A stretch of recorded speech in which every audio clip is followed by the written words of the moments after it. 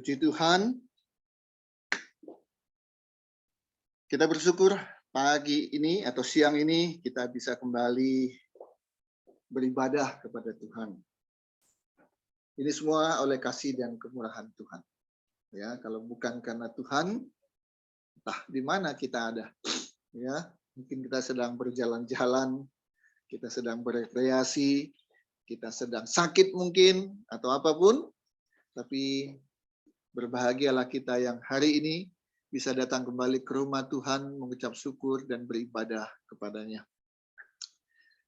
Saudara kekasih dalam Kristus, kita akan dengarkan firman Tuhan yang kali ini berjudul Kuasa Doa.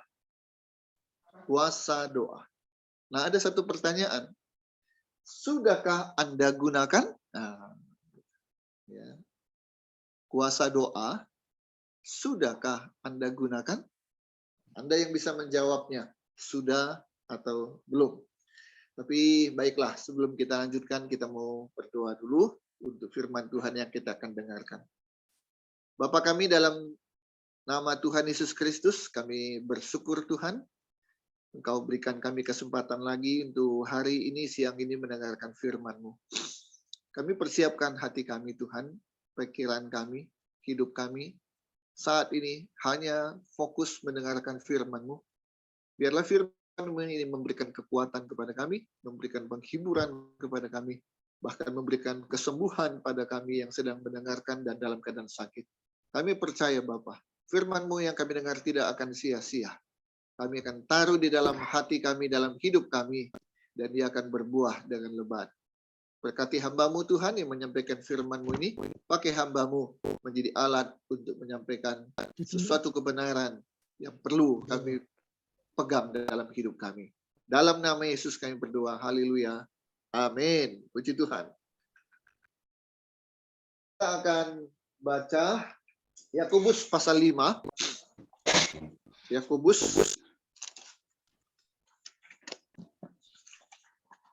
Kitab Yakobus pasal 5.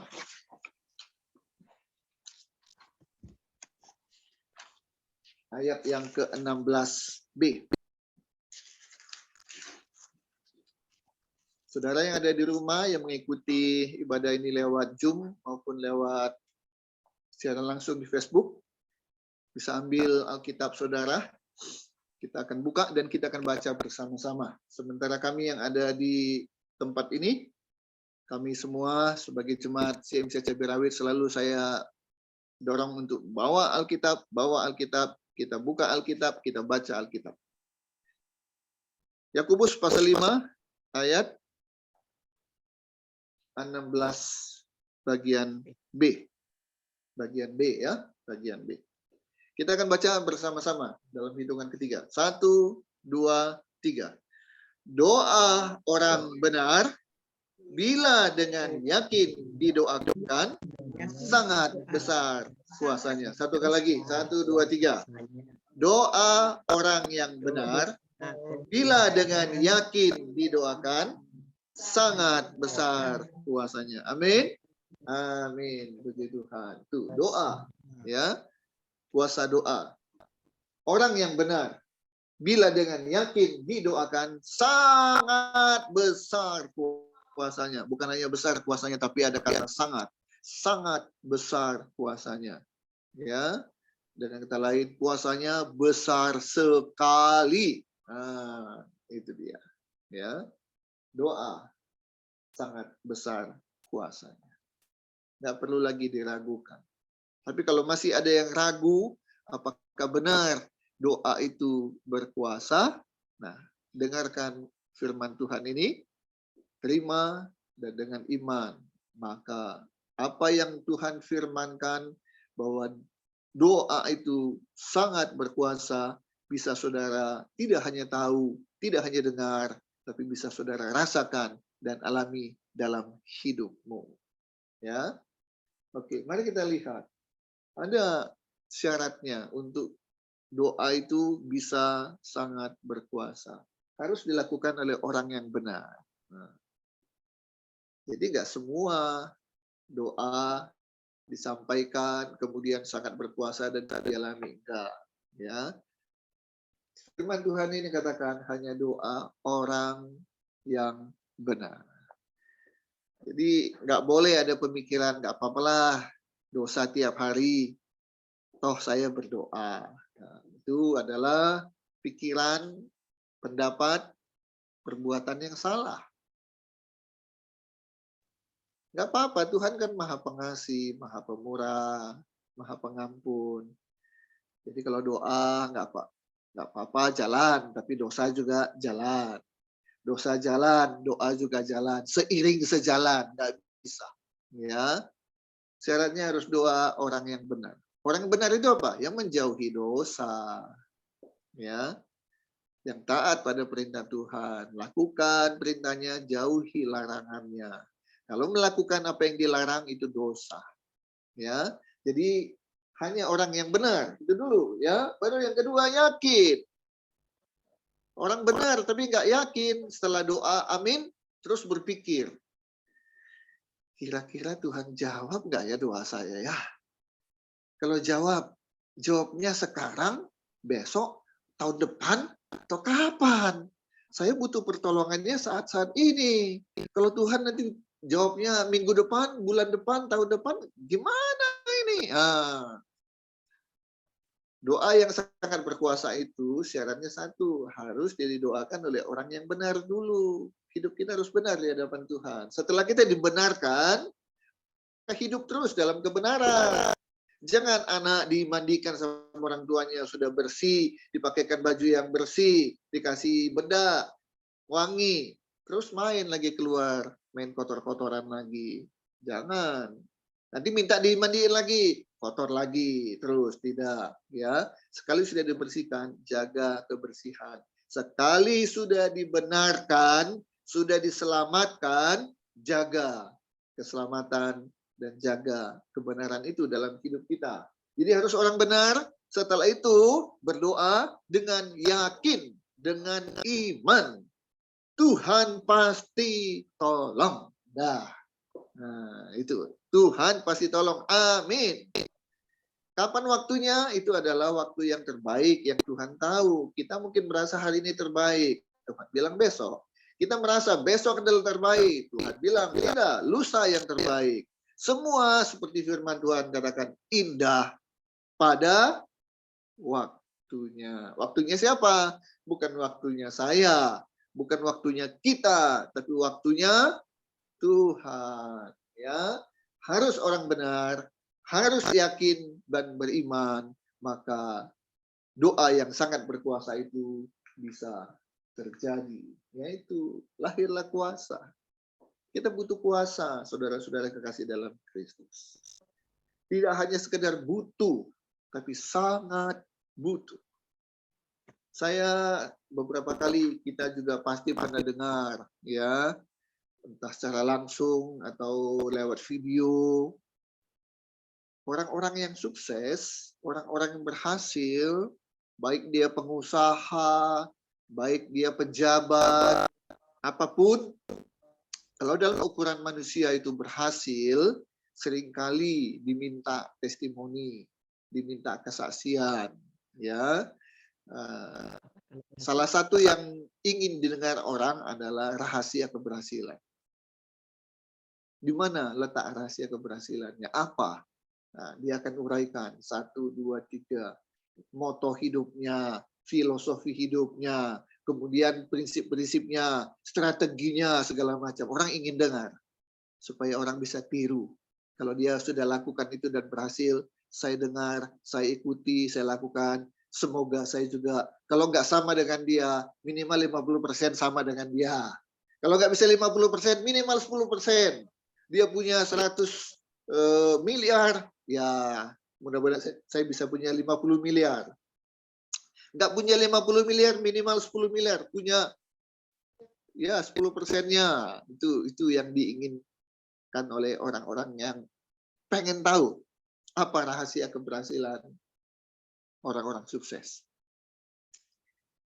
Tapi sedikit sekali ya, Bapak Ibu kekasih dalam Kristus, ada orang sukses, sangat sukses, ketika diminta testimoni atau kesaksian, dia berkata begini, saudara tahu apa rahasia keberhasilan saya? Mungkin saudara menunggu saya bisa menyampaikan 2, 3, 4, sampai 5 rahasia keberhasilan saya. Itu yang saudara tunggu kan? Nah, hari ini saya mau menyampaikan. Nah, itu saya jarang sekali dengar kalau ada kesaksian seperti ini. Ya, yang mengatakan dia bilang begini. Saudara-saudara, rahasia keberhasilan saya hanya satu. Orang nunggu-nunggu. Oh cuma satu. Enggak 2, enggak 3, enggak 4, enggak 5. Cuma satu. Ini saya tegaskan. Rahasia keberhasilan saya hanya satu. Apa itu? Doa. Nah, saya jarang sekali dengar ada yang kesaksian seperti itu, saudara-saudara. Kebanyakan adalah menguraikan 1, 2, 3, 4. Ini nih rahasia keberhasilan saya. Nulis buku pun begitu. Rahasia keberhasilan 1, 2, 3, 4, 5. Sangat jarang saya mendengarkan ada yang bersaksi. Rahasia keberhasilan saya adalah doa. Entah karena malu, entah karena ya nggak tahulah. Tapi saya merasa itu jarang terjadi. Padahal saya percaya, kalau mau jujur, rahasia keberhasilan orang Kristen adalah doa. Doa. Doa. Oke, ada langkah-langkah, ada strategi yang dilaksanakan, ya, bukan hanya doa, doa dan doa, nggak ngapa-ngapain, oke, tidak. Tapi semua upaya, semua usaha akan menjadi sia-sia kalau Tuhan tidak turut bekerja. Jadi sebagai orang Kristen, anak-anak Tuhan, kita percaya sumber keberhasilan kita yang pertama dan utama adalah bukan usaha, tapi adalah perkenan dari Tuhan. Itu kita dapatkan lewat apa? Lewat hidup kita yang berkenan kepada Dia. Salah satunya adalah berdoa, berseru kepada Tuhan. Tuhan, Engkaulah kekuatanku, sumber kemenanganku. Tanpa Tuhan, aku tidak bisa apa-apa. Tapi bersama Yesus, aku akan tampil sebagai pemenang. Bahkan lebih dari pemenang. Itu doa. Ada banyak orang yang banting tulang, kaki jadi kepala, kepala jadi kaki, tapi nggak pernah sukses. Ataupun sukses tidak seperti apa yang diharapkan. Tapi ada orang yang dia sendiri bilang, saya juga bingung. Kok bisa ini berhasil, itu berhasil. Saudara kan tahu, saya pendidikannya apa sih gitu ya. Saudara kan tahu kepintaran saya sampai mana sih. Tapi ya itulah. Di dalam Tuhan memang itu luar biasa. Yang saya andalkan cuma modal apa? Dengkul aja. Apa itu dengkul? Lutut. Apa itu lutut? Berdoa. Kalau Tuhan mau, Tuhan berkenan, semua bisa dan pasti terjadi. Haleluya. Mari kita lihat kuasa doa. Ada yang memakai, ada yang menggunakan, tapi ada juga yang tidak memakai. Bagaikan orang diberikan senjata, baik itu pisau, itu golok, itu pedang, atau itu pistol. Tapi ketika ada yang menyerang dia nggak gunakan itu, ya babak belur, kalah. Ya, doa, kuasa itu harus dipakai, tapi sayangnya ada yang tidak mau memakai. Ya, ada yang tidak memakai. Sayang sekali. Senjata sudah dipersiapkan, sudah diserahkan, sudah ada di tangan kita. Kalau kita nggak pakai, sayang sekali. Ada yang cuek. Oh, ada doa ya? Iya, ya. Ada kuasa ya? Ya udahlah. Udahlah. Cuek aja. Ada yang dipakai hanya saat kepepet. Ini katanya kelebihan orang Indonesia. Ilmunya ilmu kepepetisme. Kalau orang Indonesia kepepet, wah itu luar biasa. Kalau kepepet. Ya, makanya kuliah juga mahasiswa kenal SKS, sistem kebut semalam. Udah kepepet, besok mau ujian. Selama ini seminggu, sebulan saya nggak pernah belajar. Malam ini habis-habisan. Dikebut dalam semalam. Ya.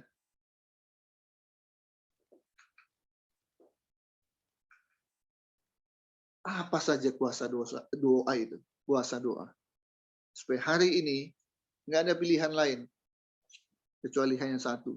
Kita berdoa.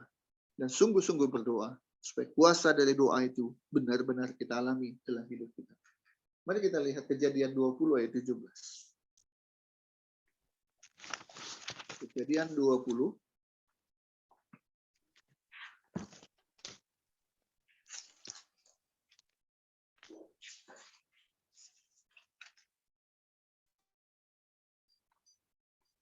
ayat 17. Berbunyi sebagai berikut. Lalu Abraham berdoa kepada Allah. Ya, berdoa jangan ke pohon beringin ya, jangan ke batu-batu, jangan ke gunung-gunung. Berdoa kepada Allah, Tuhan kita Yesus Kristus. Dan Allah menyembuhkan Abimelek dan istrinya dan budak-budaknya perempuan sehingga mereka melahirkan anak. Doa ada kuasa. Kuasa apa? Penyembuhan. Ya, Allah menyembuhkan Abimelek dan istrinya. Jadi kalau kita sakit, pergi ke dokter, dirawat di rumah sakit, nggak ada masalah. Ya, itu usaha. Nggak dosa. Tidak. Tapi tidak cukup hanya sakit, pergi ke dokter, dan dirawat. Tapi yang paling penting ketika sakit adalah berdoa. Tuhan bisa pakai manusia, pakai dokter untuk menyembuhkan. Tapi ada kalanya dokter yang paling hebat pun, yang paling terkenal, yang paling ahli, berkata kepada pasien dan keluarganya, kita hanya bisa berdoa. Hanya Tuhan dengan mujizatnya yang sanggup menyembuhkan. Dokter sudah angkat tangan. Ya, ada kondisi tertentu, dokter yang paling jago pun sudah angkat tangan melihat kondisi pasien. Tapi kita bersyukur kepada Tuhan. Tuhan tidak pernah angkat tangan. Hanya kadang-kadang dia lepas tangan ketika kita memang tidak mau mengangkat tangan kita mohon pertolongannya. Ya, dia diam aja. Tapi pada saat kita mengangkat tangan kita berdoa, Tuhan Yesus, kami butuh pertolongan-Mu, kami butuh kesembuhan daripadamu. Kita menangis, kita tersungkur, kita sungguh-sungguh berdoa, kita beriman, hanya satu pertolongan yang kami butuhkan, pertolongan Tuhan Yesus. Kesembuhan akan terjadi lewat doa kita. Ya, jadi doa bisa menyembuhkan. Jadi yang sakit, jangan putus asa. Obat mahal, rumah sakit mahal. Kalau ada kesempatan, ya silahkan bisa digunakan. Tapi kalau nggak punya kesempatan untuk berobat, untuk masuk rumah sakit dengan biaya yang mahal, nggak sempat operasi, kenapa nggak ada biaya, jangan putus asa. Berdoa. Berdoa. Hari ini kau dengarkan firman Tuhan. Kalau kau dalam keadaan sakit, berdoa. Orang benar yang beriman, yakin doanya itu berkuasa. Ada kesembuhan. Itu yang pertama. Kuasa doa adalah menyembuhkan. Kedua, kita lihat Kejadian 25. Kejadian 25 ayat 21. Doa berkuasa membuka kandungan. 25 ayat 21. Berdoalah Ishak kepada Tuhan untuk istrinya. Sebab istrinya itu mandul. Nah, kalau mandul kan sudah nggak punya kesempatan lagi. Ada orang yang menunggu setahun, 2 tahun, 3 tahun, istri nggak hamil-hamil. Baru tahun keempat hamil. Ada nunggu sampai tahun ke-7, tahun 8 baru hamil. Ya, itu waktu. Tapi kalau udah mandul, nah, kalau namanya mandul, sampai kapanpun tidak akan bisa hamil. Namanya mandul. Ya. Tetapi Kejadian 25 ayat 21 berkata, berdoalah Ishak. Nah, dia mungkin berusaha ke sana ke sini, tapi pada titik tertentu berdoalah Ishak kepada Tuhan. Untuk siapa? Untuk istrinya. Sebab istrinya itu mandul. Apa yang terjadi? Dengan doa orang benar, dia lakukan dengan yakin, Tuhan mengabulkan doanya, sehingga Ribka istrinya itu mengandung. Puji Tuhan. Bersabarlah kalau belum hamil, berdoalah terus, sebab pada waktunya, bukan hanya sekedar pada waktunya, bahkan yang mandul sekalipun, kalau Tuhan berkenan, Tuhan kabulkan doa itu, maka kehamilan terjadi. Ya, oke. Itu Kejadian 25 ayat 11. Ribka istrinya itu mengandung. Yang ketiga, Keluaran 10 ayat 17. Keluaran 10 ayat 17. Ini puasa doa, saudara-saudara kekasih dalam Kristus. Ya, nggak main-main loh, dahsyat, luar biasa. 10 ayat 17. Demikian firman Tuhan. Oleh sebab itu, ampunilah kiranya dosaku untuk sekali ini saja dan berdoalah kepada Tuhan Allahmu supaya bahaya maut ini dijauhkannya daripadaku. Wow, luar biasa. Firaun bukan orang percaya, tapi dia percaya kuasa doa. Makanya dia minta, ya, dia minta supaya doalah kepada Tuhan Allahmu. Bahaya maut ini dijauhkannya daripadaku. Kalau orang yang nggak takut Tuhan, yang nggak percaya Tuhan, tapi pada titik tertentu dia percaya ada kuasa Tuhan lewat doa, apalagi kita anak-anaknya. Yang Tuhan kasihi. Yang dia mau mati demi kita. Bangkit. Dan kemudian pergi ke surga untuk menyediakan tempat bagi kita. Dia pasti akan menjawab, mengabulkan doa kita asal kita hidup dalam kebenaran dan mendoakannya dengan keyakinan. Maut disingkir.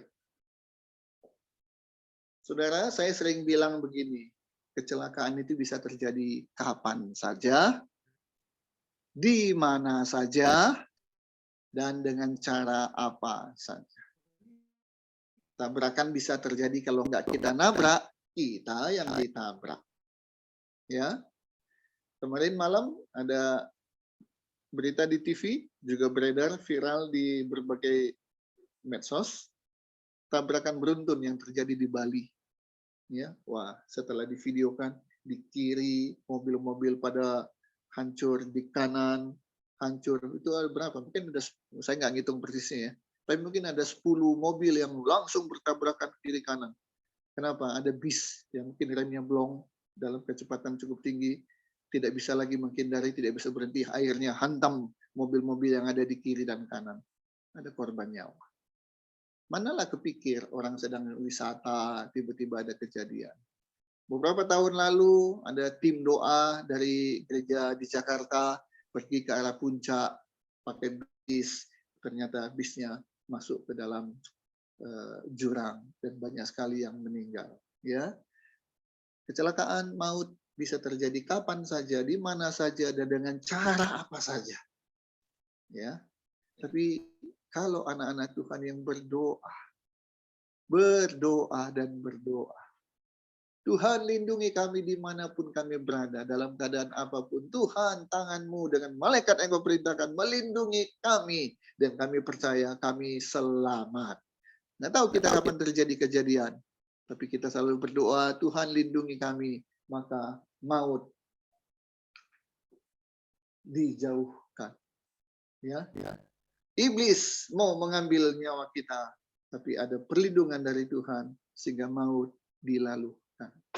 Haleluya. Apalagi kuasa doa itu, satu menyembuhkan, membuka kandungan, bisa terhindar dari maut. Nah, yang keempat, kita baca 2 Tawarik 7 ayat 14.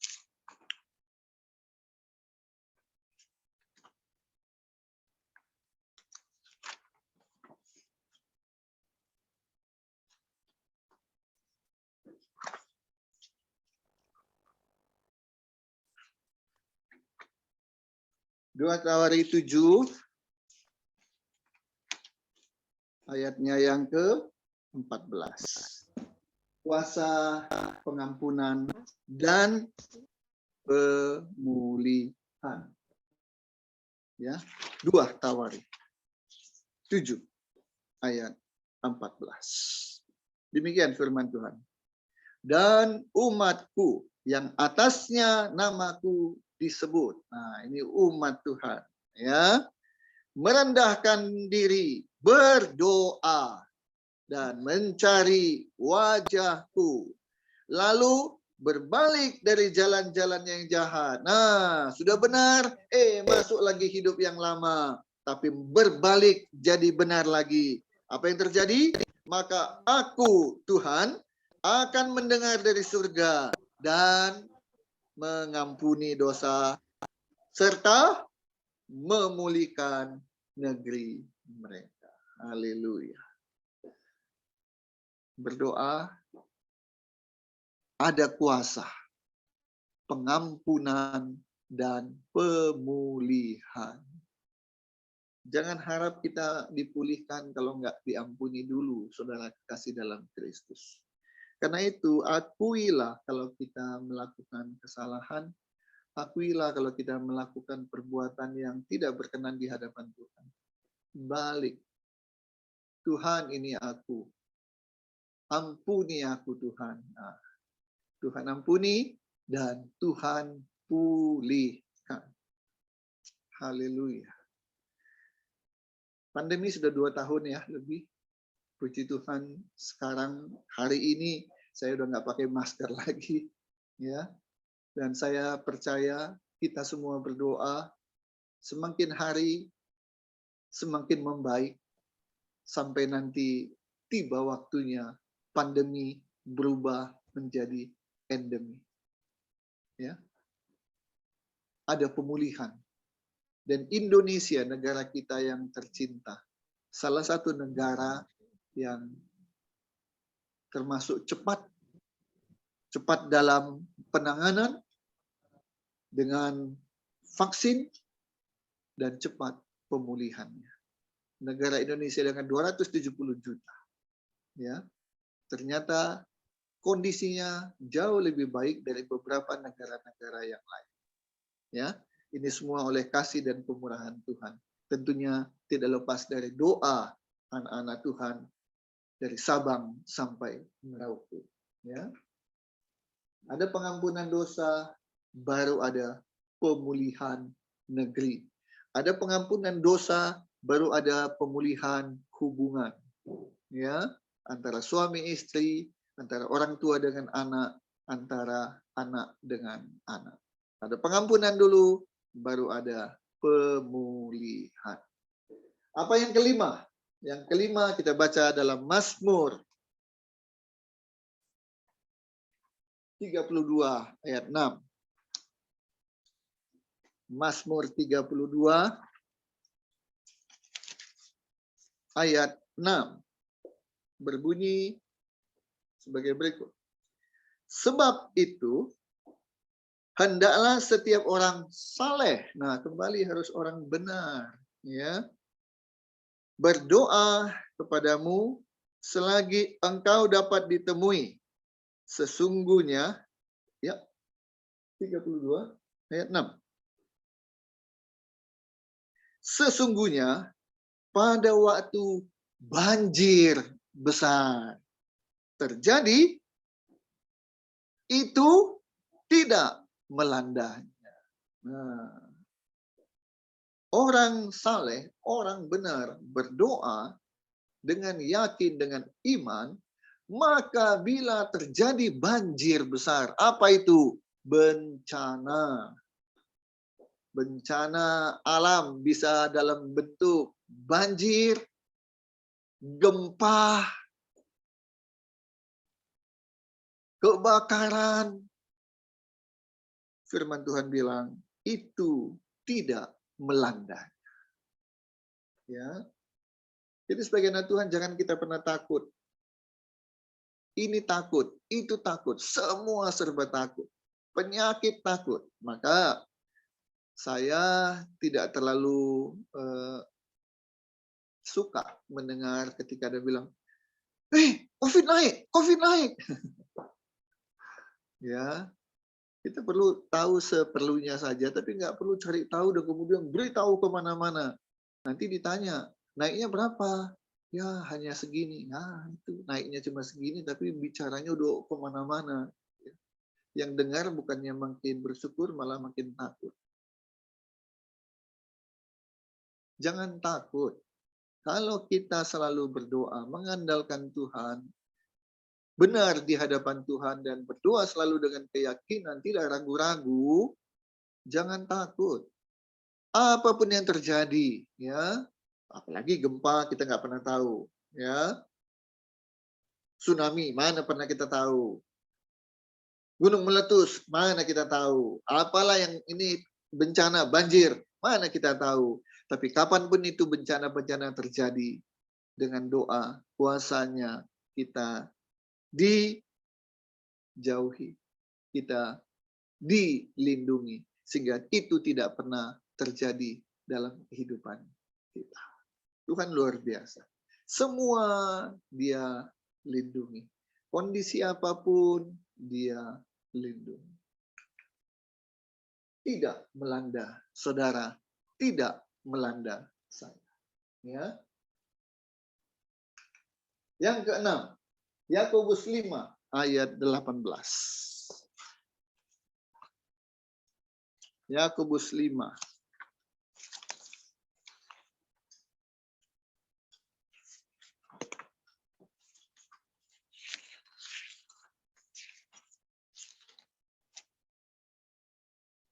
ayat 18.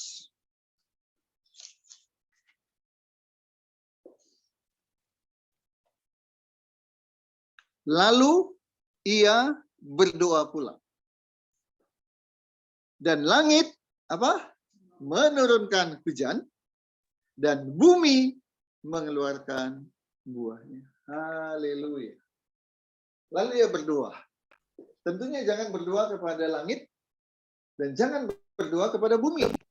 Karena langit dan bumi itu adalah ciptaan Tuhan. Ya, kita berdoa kepada pencipta alam semesta. Siapa itu? Tuhan Yesus Kristus. Tuhan yang maha kuasa. Dan ketika kita berdoa, maka Tuhan perintahkan turun hujan pada waktunya dan keluar buah pada waktunya. Ini bicara tentang apa? Menghasilkan. Ya, berbuah, mendapatkan profit karena produktif. Ketika kita tanam buah, buahnya tumbuh dan lebat. Ketika kita berdagang, konsumennya banyak, penjualannya banyak, sehingga profitnya pun banyak. Sehingga apa saja yang kita doakan, Tuhan buat menjadi berhasil dan beruntung. Kita butuh ekonomi, butuh. Kita butuh kesejahteraan, butuh. Ya, dari mana kita dapatkan? Dari bekerja, dari berbisnis. Tapi bekerja dan berbisnis sama dengan orang. Tanam pohon, tumbuh. Buahnya nggak keluar. Buahnya keluar. Kalau dia rambutan, nggak manis. Dia mangga, nggak manis. Tapi orang yang berharap pada Tuhan, Tuhan buat buahnya tumbuh, buah lebat, dan rasanya manis. Itulah karena kuasa doa.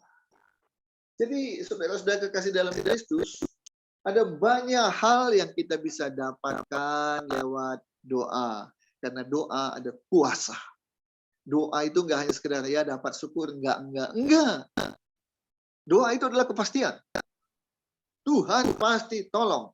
Nah, cuma bagaimana cara Tuhan menolong, kapan Tuhan tolong, itu haknya Tuhan. Jangan kita atur-atur. Waktunya harus hari ini ya, hari besok ya, caranya harus begini ya, begitu. Jangan. Lakukan tugas kita dan tunggu apa yang Tuhan akan lakukan. Pertanyaannya, sudah nggak kita melakukan tugas kita itu aja? Apa tugas kita? Berdoa. Berdoa dengan hidup yang benar, berdoa dengan iman yang besar. Mari kita baca Yakobus 4 ayat 2. Ini peringatan untuk kita. Yakobus pasal 4 ayat 2.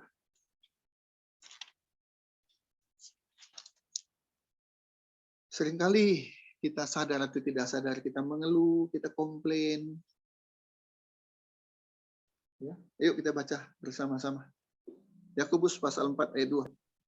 Kamu mengingini sesuatu, tetapi kamu tidak memperolehnya.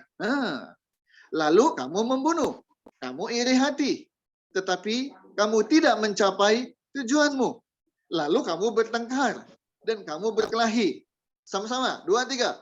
Kamu tidak memperoleh apa-apa karena tidak berdoa. Nah, itu. Kita bilang, Tuhan, why? Kenapa? Kenapa dia lebih dari saya? Kenapa saya tidak seperti dia? Macam-macam. Permintaan nggak dikabulkan. Keinginan nggak tercapai. Karena itu ada pembunuhan. Ya, Kain dan Habil. Iri hati. Tidak juga tercapai. Lalu ribut, bertengkar. Ribut apa? Warisan. Berkelahi. Bahkan ada anak yang menggugat orang tuanya. Aduh, ampun. Kamu tidak memperoleh apa-apa. Ini penegasan. Kita, saudara, tidak memperoleh apa-apa kalau kita tidak berdoa. Saya berdoa, siapapun mendengarkan firman Tuhan pada saat siang hari ini, hatinya terbuka, imannya tumbuh. Selama ini doa asal-asalan, doa cuek-cuek, mari berubah. Sungguh-sungguh berdoa. Karena doa itu ada kuasanya.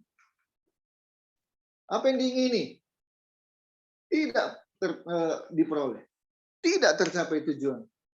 Tidak beroleh apa-apa. Kalau tidak berdoa. Ini udah pasti. Rumusnya begitu. Jangan berharap sesuatu, mendapatkan sesuatu, memperoleh sesuatu, mengingini sesuatu, tapi tidak mau berdoa. Kata Asmuni, hil yang mustahil atau hal yang mustahil. Sebagai penutup. Kalau doa itu berkuasa. Kenapa saudara tidak berdoa dan menikmati kuasa itu? Jangan hanya mau jadi penonton, melihat orang berdoa dan orang berhasil dan menikmati kuasa doa. Jangan jadi penonton, tapi jadilah pelaku. Yakinlah doa itu ada kuasanya dan karena itu pakailah, gunakanlah, dan nikmatilah. Kalau tidak, jangan salahkan siapa-siapa. Jangan salahkan orang lain, jangan salahkan Tuhan. Tapi salahkan dan koreksi diri sendiri. Kenapa tidak berdoa? Sudah berdoa, apakah hidupmu benar? Sudah hidup benar, apakah engkau berdoa dengan yakin? Hari ini mari kita belajar. Kita koreksi diri kita. Sudah berdoa atau belum? Kalau belum, mari berdoa. Kalau sudah berdoa, koreksi. Sudahkah sungguh-sungguh berdoa? Atau hanya berdoa kapan saja, semau kita saja? Jangan. Berdoalah terus-menerus. Berdoalah tidak berkeputusan sampai Tuhan menjawab doa. Terus. Kiranya Tuhan memberkati kita semua. Mari kita berdoa. Tuhan Yesus, terima kasih untuk firman yang sudah kami dengarkan, Bapa. Biarlah hari ini kami yang mendengarkan firman-Mu bertekad, Tuhan, akan terus berdoa, dan berdoa, mengandalkan Tuhan Yesus lewat doa kami. Segala keinginan kami, segala permohonan kami, segala kebutuhan kami sampaikan kepadamu lewat doa. Dan kami mau hidup seperti apa yang Tuhan mau. Dan kami mau berdoa dengan penuh keyakinan bahwa Tuhan Yesus sanggup menjawab dan mengabulkan doa kami bagi hormat dan kemuliaan nama Tuhan Yesus. Berkati semua yang mendengarkan khotbah ini Bapa, baik ada di tempat ini maupun di rumah masing-masing, dimanapun mereka berada. Tuhan, hamba berdoa. Berkati mereka Bapa dalam kehidupan doa mereka. Mereka tekun berdoa, terus mengandalkan Tuhan lewat doa, dan akhirnya menikmati kuasa dari doa. Haleluya. Dalam nama Yesus hamba berdoa. Haleluya. Amin. Puji Tuhan. Mari kita bangkit berdiri bersama-sama sebelum kita akhiri ibadah kita.